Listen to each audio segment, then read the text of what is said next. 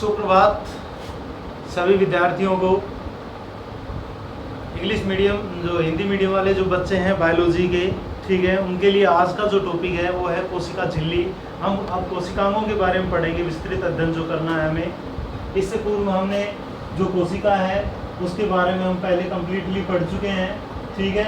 और दोनों प्रकार की जो कोशिकाएं होती हैं कौन कौन सी, एक तो प्रोकैरियोटिक और दूसरी यूकैरियोटिक। दोनों प्रकार की जो सेल्स हैं इनके बारे में हमने सामान्य जानकारी जो है वो प्राप्त कर ली है। हम पढ़ रहे हैं यूकैरियोटिक कोशिकाएं, ठीक है। यूकैरियोटिक जो सेल्स होती हैं वो कहाँ कहाँ उपस्थित होती हैं, और यदि इनके एग्जाम्पल की अगर हम बात करें तो एग्जाम्पल हमने पढ़े थे इसके प्रोटिस्टा, फंगी, ठीक है, प्लांटी और एनिमल्स यानी कि प्राणी।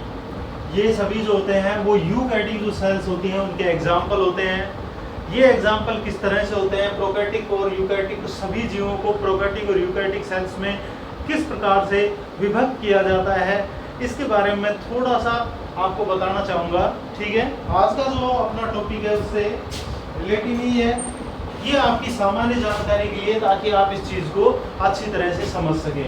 देखिए, एक वैज्ञानिक थे जिनका नाम था H.V. टेकर। क्या नाम था? H.V. टेकर। इसे आपको नोट नहीं करना है, ये सिर्फ मैं आपको बता रहा हूँ कि जो मैंने एग्जाम्पल बताए उस हिसाब से, ठीक है। वैज्ञानिक का नाम था H.V. टेकर। H.V. टेकर के द्वारा संपूर्ण जगत को, जितनी भी पूरी दुनिया है, इसके ऊपर रहने वाले जितने भी जीव जंतु हैं सभी को 5 भागों में बांट दिया। कितने भागों में? 5 भागों में बांटकर, ठीक है, इनका क्लासिफिकेशन यानी कि इनका वर्गीकरण किया। पहला बनाया इन्होंने जो वर्ग बनाया था डियर स्टूडेंट, वो था मोनेरा। क्या था? मोनेरा, ठीक है। दूसरा जो बनाया इन्होंने वो था प्रोटिस्टा। कौन सा था? प्रोटिस्टा, ठीक है। इंग्लिश और हिंदी दोनों में यही नाम होता है, कहीं आप कंफ्यूज हो रहे हो, सब इंग्लिश में लिख रहे हैं आप, ठीक है। तीसरा जो बनाया इन्होंने वो बनाया फंगी। कौन सा? फंगी। चौथा जो बनाया वो था प्लांटी। कौन सा? प्लांटी।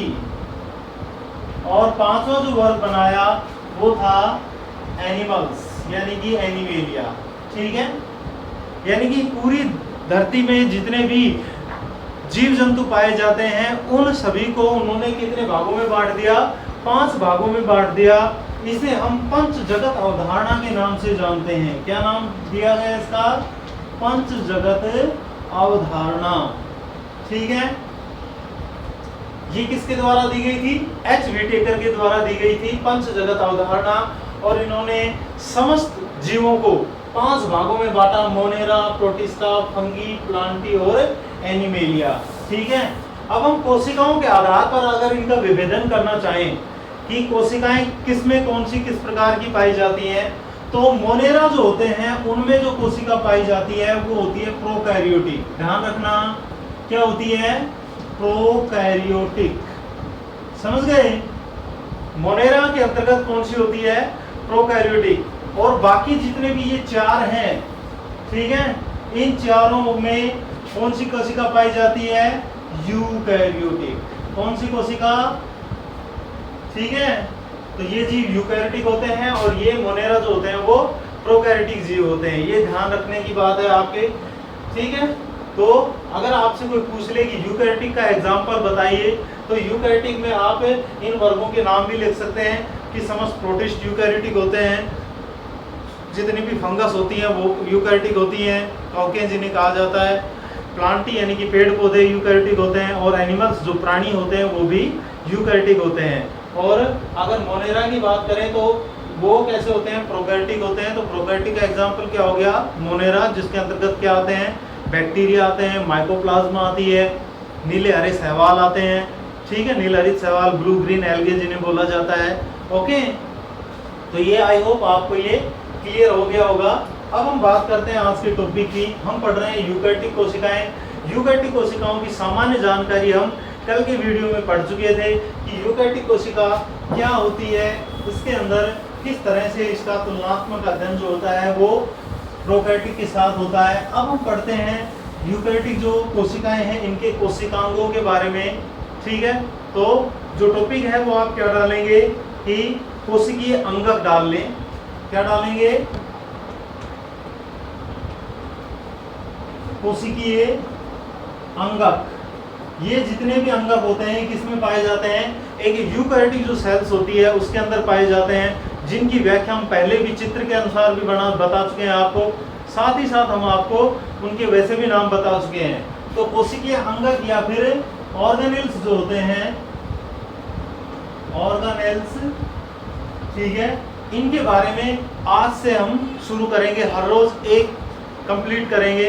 आज जो पहला जो कोशिकांग है या कोशिकीय जो अंगक है, ऑर्गेनेल्स है, वो है कोशिका झिल्ली, ठीक है। इसी तरह कोशिका भित्ति को क्लियर करेंगे, फिर माइटोकॉन्ड्रिया को, लाइसोसोम को, गोल्जी काय को, प्लास्टिड यानी कि हरित लवक को, ठीक है। इस तरह से कंप्लीटली केंद्रक वगैरह सारी चीजें हम इस चैप्टर में क्लियर करने वाले हैं। आई होप आपको आनंद आएगा पढ़ने में। साथ ही साथ इनके नोट्स जो हैं वो आप कंप्लीटली उतारते रहना। क्यों? क्योंकि जैसे ही आपका ये चैप्टर कंप्लीट होगा वैसे ही हम आपका एक टेस्ट लेंगे, ठीक है, कि आपको पढ़ाया हुआ कितना समझ में आया है। ओके, तो लेट्स बिगिन क्लास, शुरू करते हैं। और पहला जो कोशिकांग है वो है कोशिका झिल्ली। क्या है? कोशिका झिल्ली, समझ गए? यानी कि सेल मेम्ब्रेन।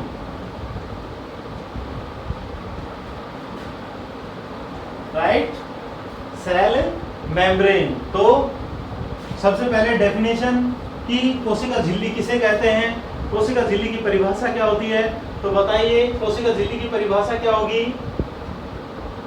कोशिका झिल्ली के चारों ओर, ठीक है, या ये कहें कि किसी भी कोशिका के साइटोप्लाज्म को घेरने वाली जो अर्धपारगम्य झिल्ली होती है, ठीक है, उसे हम क्या कहेंगे? उसे हम कोशिका झिल्ली कहते हैं, ठीक है। कोशिका का जो कोशिका द्रव्य होता है यानी कि जो साइटोप्लाज्म होता है उसको घेरने वाली स्ट्रक्चर, परिभाषा क्या होगी? कोशिका के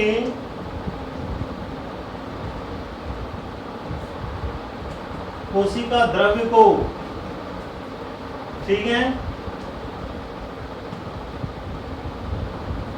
घेरने वाली अर्धपारगम्य, कैसी? अर्धपारगम्य झिल्ली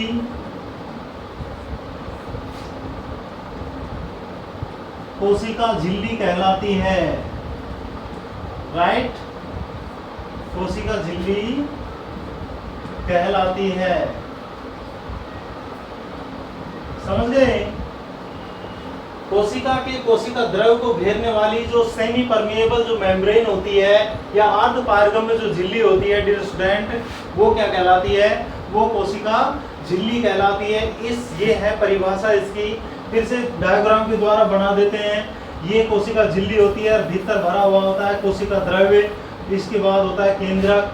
कोशिका द्रव्य को, ठीक है, कोशिका द्रव्य को चारों तरफ से घेरने वाली जो अर्धपारगम्य झिल्ली होती है वही कोशिका झिल्ली कहलाती है। ध्यान रखना इस चीज को, क्या कहलाती है? कोशिका झिल्ली कहलाती है। राइट, अब बात यहाँ पर यह आती है कि एक शब्द आया है यहाँ पर अर्धपारगम्य, कि अर्धपारगम्यता का मतलब क्या होता है? देखिए, परतें जो होती हैं वो कई प्रकार की होती हैं। स्वयं कोशिका झिल्ली भी अर्धपारगम्य भी हो सकती है और चयनात्मक भी हो सकती है। ये कंडीशन पर डिपेंड करता है कि एक शब्द होता है जिसे हम कहते हैं पारगम्यता। क्या कहते हैं? पारगम्यता। ये एक कैरेक्टर है, एक गुण है परतों का, ठीक है।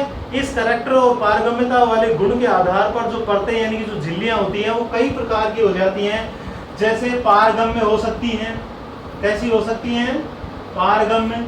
दूसरे प्रकार की अर्धपारगम्य हो सकती हैं, कैसी हो सकती हैं? अर्धपारगम्य हो सकती हैं, ठीक है। या फिर अपारगम्य हो सकती हैं, कैसी हो सकती हैं? अपारगम्य हो सकती हैं। या चयनात्मक पारगम्य हो सकती हैं, कैसी हो सकती हैं? चयनात्मक पारगम्य, ठीक है। तो पारगम्यता के आधार पर झिल्लियां कई प्रकार की होती हैं। ये एक कोशिका जो परतें होती हैं, झिल्लियां होती हैं, ये उनका एक गुण होता है। पारगम्य का मतलब क्या होता है? कि ऐसी झिल्लियां जिससे जल भी यानी कि विलेय और विलायक दोनों आर पार जा सकें। ठीक है, पारगम्य, परमेएबल, यानी कि जिससे क्या क्या, जिससे डियर स्टूडेंट विलायक भी और विलेय भी, ठीक है, सॉल्वेंट और जो सोल्यूट दोनों के दोनों जो होते हैं वो इस झिल्ली से आर पार जा सकें। वो झिल्लियां तो हो जाती हैं पारगम्य, जैसे कोशिका भित्ति, कोशिका भित्ति पारगम्य होती है। अर्ध पारगम्यता का मतलब क्या होता है कि जिससे केवल विलायक के अणु अंदर जा सके, विलायक माने जल। ठीक है, ये आपको बड़ी कक्षाओं में समझ में आएगा, लेकिन फिर भी मैं इसको थोड़ा सा क्लियर करने का प्रयास करता हूँ कि अर्ध पारगम्यता का मतलब क्या होता है कि ऐसी झिल्लियां जिससे केवल जल के अणु आर पार जा सकते हैं। कुछ कंडीशन में अर्ध पारगम्य झिल्ली ही कभी कभी कैसी हो जाती है, चयनात्मक पारगम्य भी हो जाती है। समझ गए? तो हमारी कोशिका झिल्ली जो है वो अर्धपारगम्य और चयनात्मक पारगम्य दोनों का एग्जाम्पल है। अपारगम्य का मतलब क्या होता है कि ऐसी झिल्लियां जिससे न तो विलायक के ही और न ही विलेय के अणु उनके पार जा सके, यानी कि वो दोनों का विरोध करती है। तो डियर स्टूडेंट, इस तरह की जो झिल्लियां होती है वो अपारगम्य झिल्लियां कहलाती हैं। जैसे हमारी कोर्क जो होती है वो अपारगम्य झिल्ली होती है। तो आई होप आपको ये एक्स्ट्रा नॉलेज जो है वो समझ में आ गई होगी। ठीक है, लिखना आपको यही है। इसके पश्चात अगर हम बात करें आगे की कोशिका झिल्ली के बारे में और क्या बता सकते हैं, तो कह सकते हैं कि कोशिका झिल्ली जो होती है वो क्या करती है कि साइटोप्लाज्म यानी कि जो कोशिका के इंटीरियर जो मटेरियल होता है उसको बाह्य वातावरण से क्या करती है, पृथक करती है। ठीक है, कोशिका झिल्ली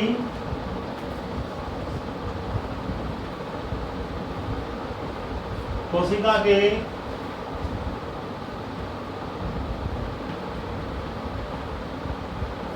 आंतरिक द्रव्य को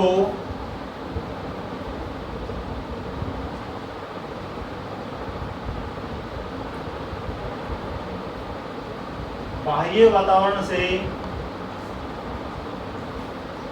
कोशिका झिल्ली कोशिका के आंतरिक जो भीतर वाला जो द्रव है जिसे हम कोशिका द्रव्य कह रहे हैं वो क्या करती है, बाह्य वातावरण से क्या करती है, बाह्य वातावरण से क्या करती है, पृथक करती है, सेपरेट करती है। क्या करती है, पृथक करती है। ठीक है, तो और ये कहें कि उसकी सुरक्षा का भी करने का कार्य करती है ताकि बाह्य वातावरण से जो कोशिका द्रव्य है, क्योंकि कोशिका द्रव्य कोशिका के अंदर होने वाली जितनी भी मेटाबॉलिज्म की जो प्रोसेस होती है या जितनी भी क्रियाएं होती हैं उनके लिए वो हॉटस्पॉट होता है, स्थल होता है। इसीलिए बाह्य वातावरण से उसकी सुरक्षा जरूरी है, उसमें अतिरिक्त जो पदार्थ होते हैं वो प्रवेश न कर पाएँ। सो कोशिका झिल्ली जो होती है वहाँ पर एक बहुत ही अच्छा कार्य करती है कि कोशिका द्रव्य में आवश्यकता जितने उनके चयन करे हैं जो अणु या आयंस जो होते हैं वही उसके अंदर प्रवेश कर सकते हैं, इसके अलावा दूसरे प्रकार के नहीं कर सकते। तो ये तो हमारी परिभाषा से संबंधित बातें हो गई। ठीक है, नेक्स्ट अगर हम बात करें कि कोशिका झिल्ली बनी हुई किसकी होती है, तो डियर स्टूडेंट प्रत्येक जो कोशिका झिल्ली होती है वो किसकी बनी होती है, लिपिड और प्रोटीन की बनी हुई होती है, ध्यान रखना। ठीक है,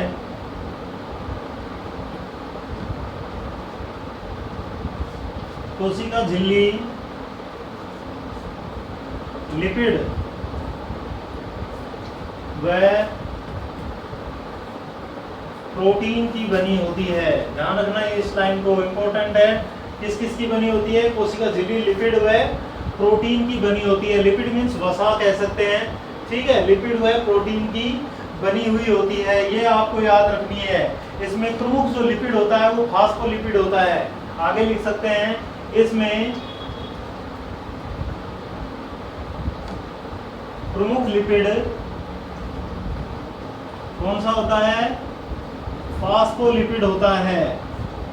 ठीक है, कौन सा लिपिड होता है, फास्फोलिपिड होता है, यानी कि एक ऐसा लिपिड जिसमें फास्फोरस उपस्थित हो, ऐसी वसा जो कि फास्फोरस के संयोजन से बनी हुई हो, एक द्विक अणु बन जाता है, तो उस लिपिड को हम क्या कहेंगे, फास्फोलिपिड कहते हैं। तो कोशिका झिल्ली लिपिड व प्रोटीन की बनी होती है। इसमें जो प्रमुख लिपिड होता है वो कौन सा होता है वो होता है फास्फोलिपिड। ठीक है, समझ गए। आगे नेक्स्ट, यह है फास्फोलिपिड, दिखाई तो दे रहा है ना, यह है फास्फोलिपिड दो परतों में, कितनी में, दो परतों में व्यवस्थित होता है। ठीक है, जब हम स्ट्रक्चर की बात करते हैं तो ये मान लीजिए कि कोशिका झिल्ली जो होती है, ठीक है, कोशिका जो झिल्ली होती है उसके अंदर फास्फोलिपिड जो होता है उसकी दो परतें आपको नजर आएंगी। चित्र में सब कुछ क्लियर हो जाएगा। ठीक है, तो यहां तक नोट कीजिए स्क्रीनशॉट लेके।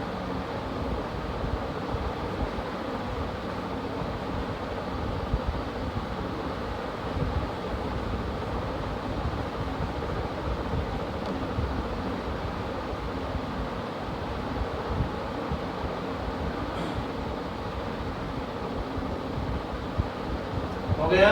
गुड।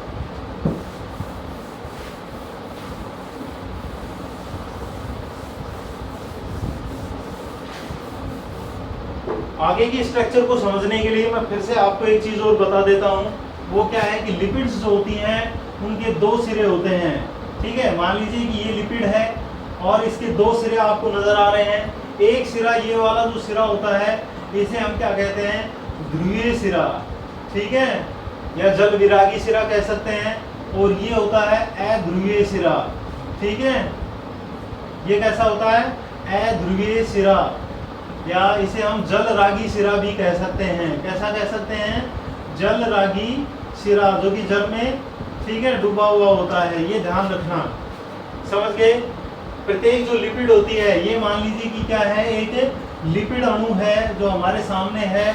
इसके हमें दो सिरे नजर आ रहे हैं। एक सिरा इसका ध्रुवीय सिरा होता है और दूसरा जो सिरा होता है वो कैसा होता है? जो कि संतृप्त हाइड्रोकार्बन्स का बना हुआ होता है। ये केमिस्ट्री की बातें हैं, धीरे धीरे आपको ये चीजें समझ में आ जाएंगी। लेकिन आपको सिर्फ यहाँ पर ये समझना है कि लिपिड्स जो होती हैं उसके दो सिरे होते हैं। ठीक है, ध्रुवीय सिरा, ठीक है, और दूसरा अध्रुवीय सिरा। समझ गए? नेक्स्ट लाइन जो है वो इस पर डिपेंड करती है, इस चीज को याद रखेंगे आप। तो लिपिड्स जो होती है उसके कितने सिरे होते हैं? दो सिरे। एक कैसा होता है? ध्रुवीय सिरा होता है, और दूसरा जो होता है वो कैसा होता है? अध्रुवीय सिरा होता है। ठीक है, नेक्स्ट जो बात है वो क्या है कि जो झिल्ली होती है, यानी कि जो लिपिड्स जो होती हैं झिल्ली के अंदर व्यवस्थित होते हैं, हमेशा बाहर नहीं। ठीक है, क्या लिखेंगे? लिपिड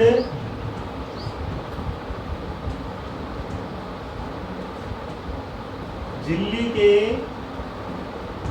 अंदर व्यवस्थित होते हैं। कहाँ होते हैं?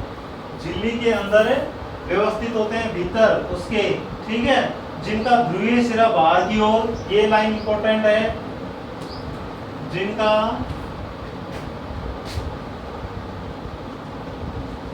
ध्रुवीय सिरा किधर होता है? बाहर की ओर, तथा अध्रुवीय सिरा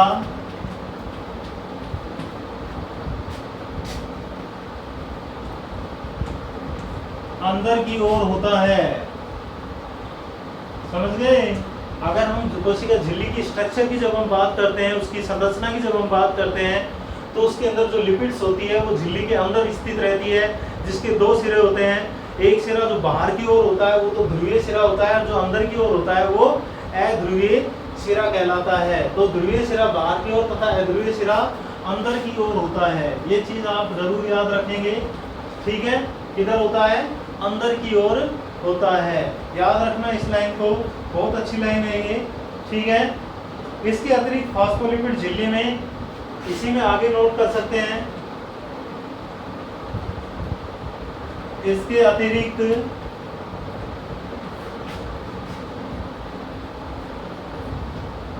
फास्फोलिपिड झिल्ली में या फास्फोलिपिड जो परतें हैं उनमें हम कह सकते हैं या फास्फोलिपिड परत में कोलेस्ट्रॉल होता है। क्या होता है? कोलेस्ट्रॉल। ठीक है, कोलेस्ट्रॉल होता है। ठीक है, तो यहाँ पर कई चीजें सामने आ चुकी हैं। इसके अतिरिक्त फास्फोलिपिड जो परत होती है उसमें क्या स्थित होता है डियर स्टूडेंट? कोलेस्ट्रॉल होता है। ठीक है, क्या होता है? कोलेस्ट्रॉल उपस्थित होता है। ये तो बात होगी लिपिड्स की। अगर हम किसकी बात करें, प्रोटीन की बात करें, तो हम कह सकते हैं कि कोशिका झिल्ली जो होती है, विभिन्न कोशिकाओं में जो प्रोटीन का इनका जो अनुपात होता है वो थोड़ा डिफरेंट होता है। ठीक है, तो दो चीजें मोस्टली आपको याद रखनी है, वो क्या क्या है। सबसे पहली बात तो यह है कि कोशिका झिल्ली जो होती है वो किस किस से मिलकर बनी हुई होती है, प्रोटीन और फॉस्फोलिपिड से मिलकर बनी हुई होती है। ठीक है, ये बहुत जरूरी है, इंपॉर्टेंट है। अब दूसरी बात, हम प्रोटीन की बात करते हैं। प्रोटीन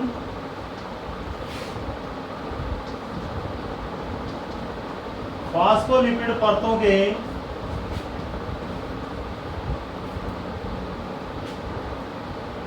प्रोटीन फॉस्फोलिपिड परतों के बाहर स्थित होती है।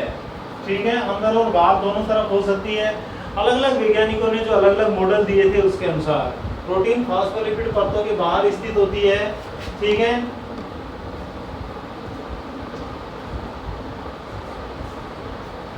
झिल्ली में प्रोटीन व लिपिड का अनुपात अलग अलग होता है। ठीक है, कैसा होता है डियर स्टूडेंट, अलग अलग होता है, ये ध्यान रखना। तो ये बातें आपको इसके स्ट्रक्चर से शायद समझ में आ रही होंगी कि लिपिड झिल्ली के अंदर व्यवस्थित होते हैं, जिनके दो सिरे होते हैं। ध्रुवीय सिरा बाहर की ओर होता है और अध्रुवीय सिरा जो होता है वो अंदर की ओर होता है। ठीक है, बाहर वाले सिरे की बाहर की ओर दोनों साइड में प्रोटीन स्थित होती है। कुल मिला के दो परतें बन जाती हैं। द्विपर्तीय मॉडल होता है हमेशा कोशिका झिल्ली की। एक तो आंतरिक बाह्य यानी कि दोनों साइड में तो प्रोटीन स्थित होती है, बीच में लिपिड स्थित होती है। एक कच्चा चित्र मैं आपको बना के बताता हूँ, पहले इसे नोट कर लीजिए स्क्रीनशॉट लेके। ओके, यानी कि व्यवस्था किस प्रकार से होती है, देखिए आसान है बिल्कुल समझना, कोई ज्यादा वो नहीं है।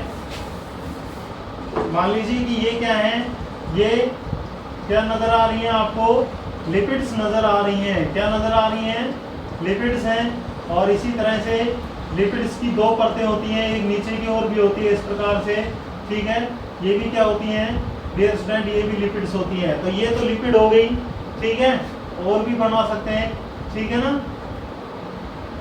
इस तरह से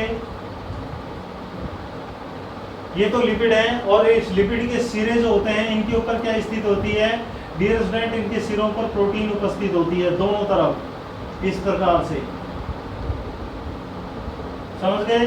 तो कोशिका झिल्ली जो होती है उसकी जो संरचना, जो अल्ट्रा स्ट्रक्चर जो होती है उसकी जो परा संरचना की हम बात करते हैं तो इस तरह की संरचना में नजर आती है।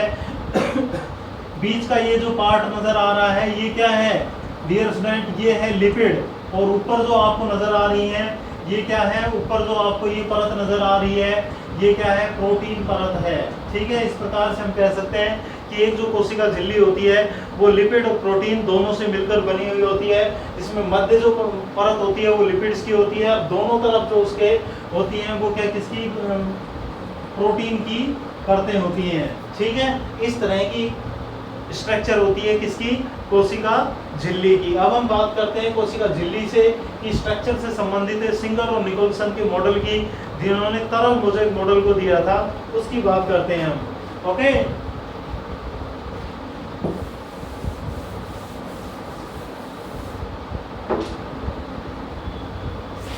टॉपिक डाल लीजिए।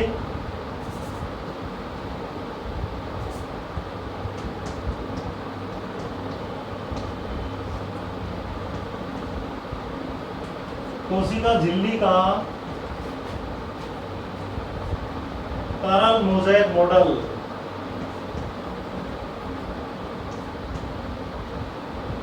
ठीक है, इसे आप लिख सकते हैं इंपॉर्टेंट, यह आपके लिए इंपॉर्टेंट रहेगा। कोशिका झिल्ली का तरल मोज़ेक मॉडल। ठीक है, अब इसकी हम बात करते हैं। लिखिए तरल, यह मॉडल, लाइन जो लिखनी शुरू करेंगे, यह मॉडल किसने दिया था, वैज्ञानिक के नाम थे सिंगर व निकोलसन। यह मॉडल सिंगर व निकोलसन ने किस सन में दिया था डियर स्टूडेंट? ये दिया था 1972 में। कब दिया था? 1972 में प्रस्तुत किया। ठीक है, ओके। यह मॉडल किसने दिया था? सिंगर व निकोलसन ने 1972 में दिया था। अब इस मॉडल को हम क्या बनाएंगे? पहले इस मॉडल का चित्र बनाएंगे, ठीक है, उसके पश्चात उसकी व्याख्या करेंगे। देखिए चित्र जो होता है वो लगभग इस तरह से नजर आता है।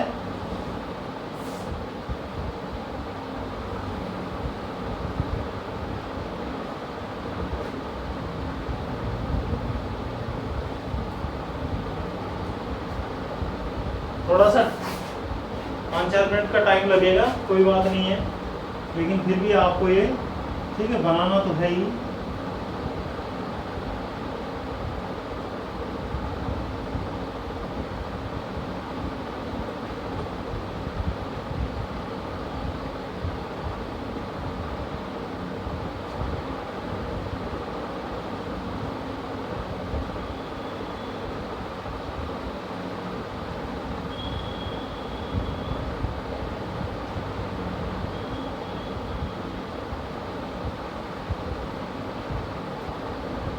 समझ गए? थोड़ी देर में समझ जाओगे।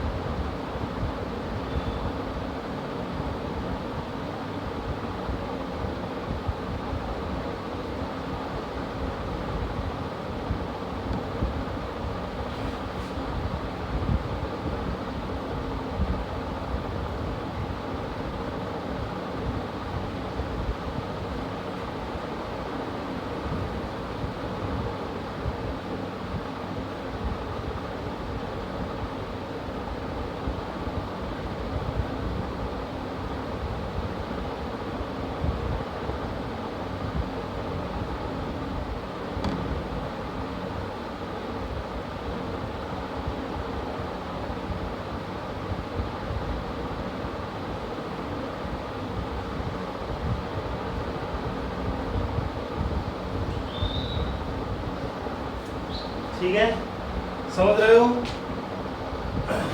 ये क्या है? बीच वाला जो है ये क्या है? लिपिड परतें हैं, और जो चारों तरफ आपको गोलाकार जो नजर आ रही है वो क्या है? वो प्रोटीन परतें हैं। क्या है वो डियर स्टूडेंट? वो क्या है? वो है प्रोटीन परतें। ये चीज आपको याद रखनी है, ठीक है? वो क्या है? वो है प्रोटीन परतें। इन प्रोटीन परतों को आप और भी थोड़ा बहुत ठीक है ज्यादा दिखा सकते हो, इस तरह से थोड़ा सा घुमावदार आप इसे बना सकते हैं, ठीक है?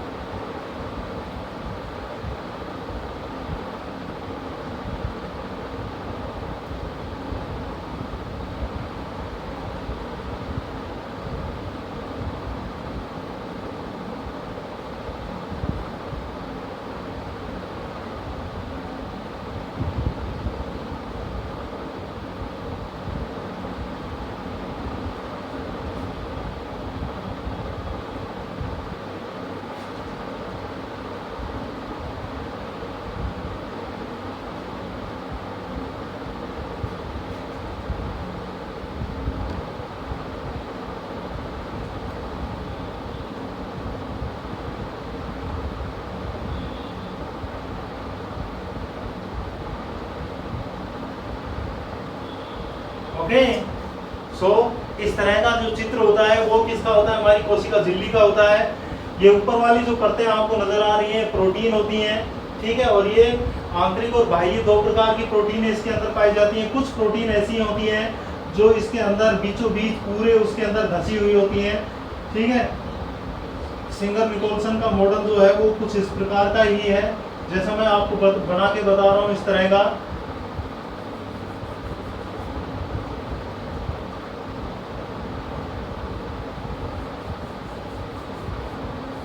समझ गए? ठीक है, इस तरह का होता है कुछ। बीच बीच में इसके छोटे छोटे कुछ और दूसरी चीज़ें भी पाई जाती हैं, जैसे कि कोलेस्ट्रॉल वगैरह भी पाया जाता है। कुछ बाह्य प्रोटीन भी इसके ऊपर जो होती है व्यवस्थित रहती है इस तरह से। ये आंतरिक प्रोटीन है, इसे आप बाह्य प्रोटीन का नाम दे सकते हैं।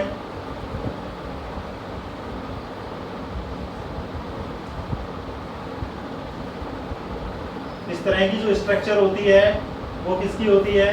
वो हमारी कोशिका जो झिल्ली होती है उसकी स्ट्रक्चर कुछ इस प्रकार की नजर आती है। ठीक है, कुछ पूर्ण बाह्य प्रोटीन भी होते हैं इस प्रकार से। अब देखिए, कुछ आंतरिक प्रोटीन होते हैं, कुछ बाह्य प्रोटीन होते हैं।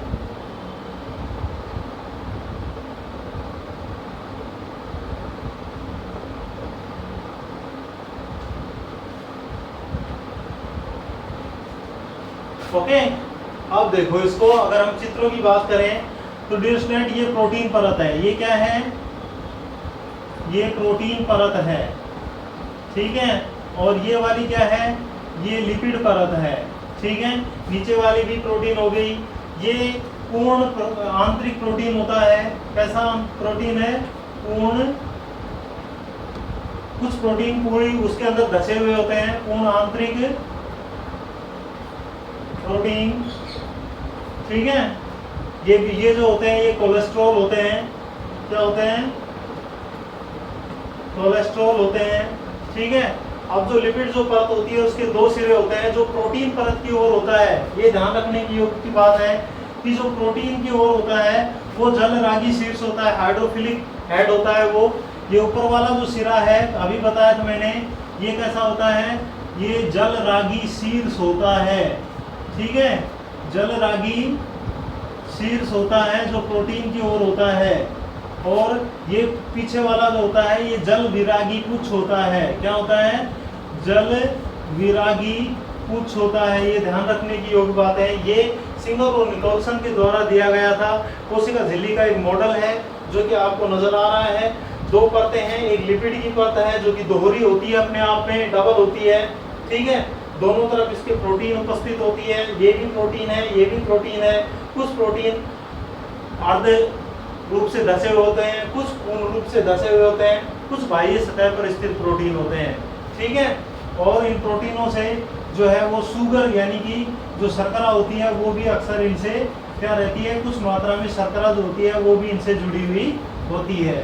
ठीक है, तो ये बीच की लिपिड्स होती हैं और बाह्य यानी कि एक द्विपरतीय मॉडल होता है। एक परत जो होती है वो लिपिड की होती है जो कि खुद डबल लेयर्ड होती है, और एक परत जो होती है वो प्रोटीन की होती है जो कि लिपिड परत को दोनों तरफ से क्या करती है? कवर करने का कार्य करती है। तो ये मॉडल किसके द्वारा दिया गया था? सिंगर और निकोलसन के द्वारा। इसे नोट कर लेना अपनी नोटबुक में। ठीक है, इस मॉडल की व्याख्या जो है वो हम कल के वीडियो में करेंगे। तब तक हंसते रहिए, मुस्कुराते रहिए और पढ़ते रहिए। Goodbye, have a nice day.